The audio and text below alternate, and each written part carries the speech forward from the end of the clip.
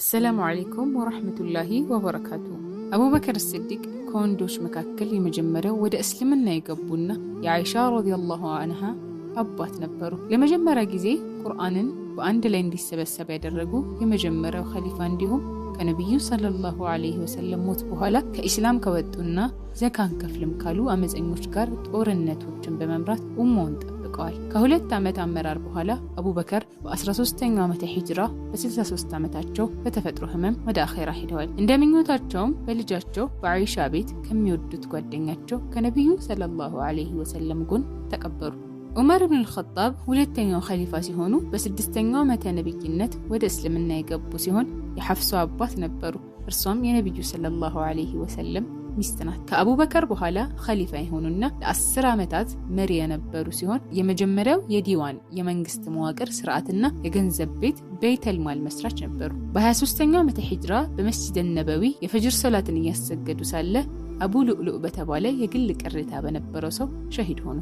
ዑስማን ኢብኑ አፍፋን ከአቡበክርና ከዑመር በኋላ የመጡት ሶስተኛው ኸሊፋ ሲሆኑ ለ12 ዓመታት በስልጣን ላይ ቆይተዋል። በአቡበከር እጅ ወደ እስልምና ከገቡት የመጀመሪያዎቹ መካከል ነበሩ። ሁለት የነብዩን ሰለላሁ ዐለይሂ ወሰለም ልጆች ሩቅያንና ኡሙ ኩልሱምን በማግባታቸው ዙኑረይን የሁለት ብርሃን ባለቤት ይባላሉ።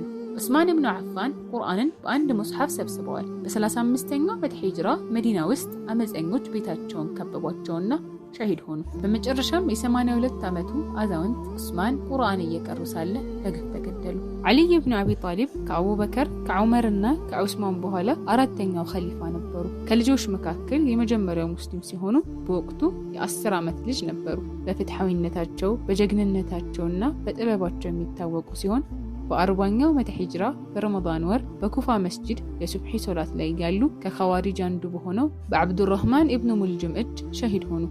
ጦልሃ ኢብኑ ዑበይድላህ በአቡበከር ጥሪ ከሰለሙት የመጀመሪያዎቹ መካከል ይገኙበታል።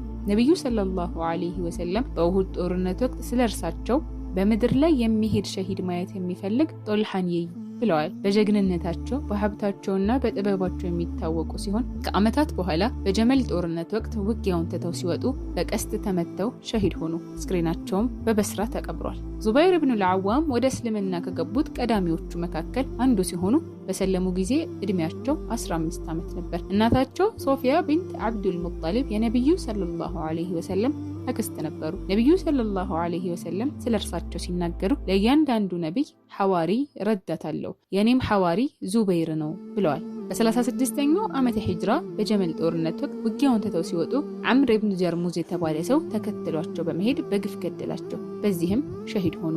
ሰዓድ ኢብኑ አቢ ወቃስ አቡበከር ወደ እስልምና ከመጧቸው ቀዳሚዎች አንዱ ነበሩ። በወቅቱ የ17 ዓመት ወጣት ነበሩ። ሰዓድ ኢብኑ አቢ ወቃስ በጦርነት ሜዳ ላይ በቀስት ውርወራ እጅግ የታወቁ ጀግና ነበሩ። ለታላቁ ድልና ለኢራቅ መከፈት ምክንያት የሆነው የቃዲሲያ ጦርነትን በፋርስ ላይ የመሩት እርሳቸው ናቸው። በ55ኛው ዓመተ ሂጅራ መዲና አቅራቢያ አቂቅ በሚባል ቦታ በተፈጥሮ ህመም ወደ አኺራ ሄዱ። እሳቸውም ከ10ሩ የጀነት ምርጦች መካከል በመጨረሻ ያለፉት ናቸው።